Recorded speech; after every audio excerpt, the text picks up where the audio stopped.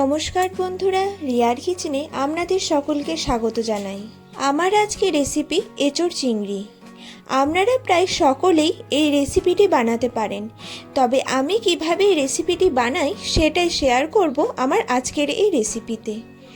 তাহলে প্রথমেই আমি এখানে 500 গ্রাম এঁচোড় এই রকম সাইজে কেটে নিয়েছি। সাথে 200 গ্রাম আলু একই সাইজে কেটে নিয়েছি। এবার এঁচোড় ও আলুগুলো প্রেসার কুকারে দিয়ে সিদ্ধ করে নেব।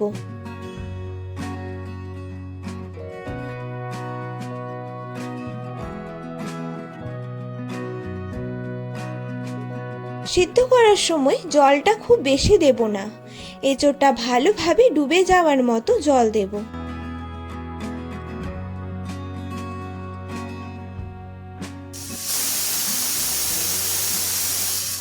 এবার একটা পাত্রে 200 গ্রাম চিংড়ি মাছ নিয়ে নিয়েছি। এবার কিছুটা হলুদ ও লবণ দিয়ে ম্যারিনেট করে নেব।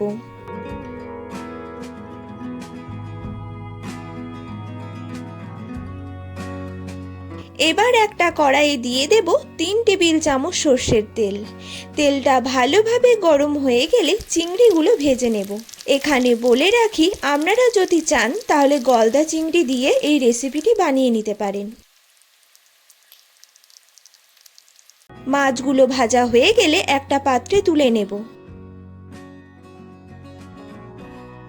এদিকে দেখুন, এঁচোড়টা খুব সুন্দরভাবে সিদ্ধ হয়ে গেছে।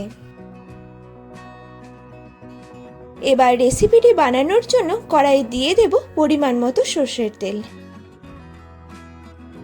তেলটা গরম হয়ে গেলে একটি শুকনো লঙ্কা ফাটিয়ে দিয়ে দেব, আর দিয়ে দেব 2টি তেজপাতা, 2টি এলাচ ও একটি দারচিনির টুকরো।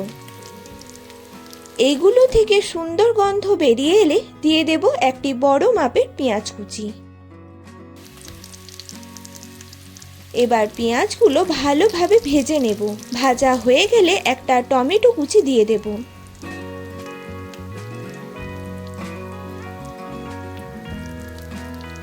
এইগুলো একটু তাড়াতাড়ি সিদ্ধ করে নেওয়ার জন্য 1 চিমটির মতো লবণ এখানে ব্যবহার করব। সব কিছু ভালোভাবে কুক হয়ে গেলে মশলাগুলো দিয়ে দেব। এখানে আছে 1 টেবিল চামচ করে জিরে গুঁড়ো, লাল লঙ্কার গুঁড়ো, হলুদ ও চিনি। এবার সব কিছু ভালোভাবে মিশিয়ে নেব। এরপর দিয়ে দেব 3 টেবিল চামচ আদা ও রসুন বাটা। এবার ভালোভাবে মিশিয়ে কুক করতে থাকবো, যাতে আদা রসুনের গন্ধটা চলে যায়। মশলার বাটি ধোয়া জলটা এখানে দিয়ে দেব। এরপর যখন মশলাটা থেকে তেল ছেড়ে দেবে, তখন সিদ্ধ করে রাখা এঁচোড় ও আলুগুলো দিয়ে দেব এবং মশলার সাথে ভালোভাবে মিশিয়ে নেব।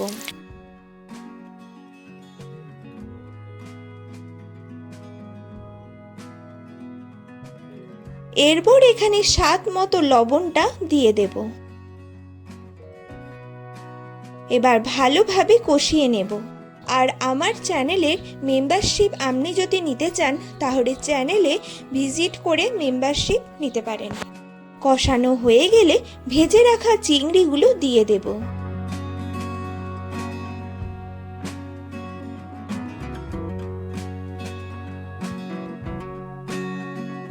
এবার পরিমাণ মতো জল দিয়ে দেব। আপনারা যদি এখনো পর্যন্ত আমার পটল চিংড়ি রেসিপিটি না দেখে থাকেন তাহলে আই বাটনের লিংক দিয়ে দেব, দেখে নেবেন। এবার ঢাকা দিয়ে মিডিয়াম ফ্লেমে 10 মিনিটের মতো ফুটিয়ে নেব। দেখুন, এঁচোড় চিংড়ি একদম রেডি। সব শেষে ওপর থেকে গরম মশলা ছড়িয়ে রেসিপিটি শেষ করব। এবার এটি আমি একটা পাত্রে সার্ভ করব। গরম ভাতের সাথে এঁচোড় চিংড়ি দারুণ লাগে। আর আমার চ্যানেলে আপনি যদি নতুন বন্ধু হয়ে থাকেন তাহলে চ্যানেলটিকে সাবস্ক্রাইব করে পাশের বেলটি বাজিয়ে দেবেন, যাতে আমার বানানো প্রতিটি রেসিপির ভিডিও সবার আগে আপনার কাছে পৌঁছে যায়। আবার দেখা হচ্ছে অন্য একটি রেসিপির সাথে। ভালো থাকবেন, সুস্থ থাকবেন।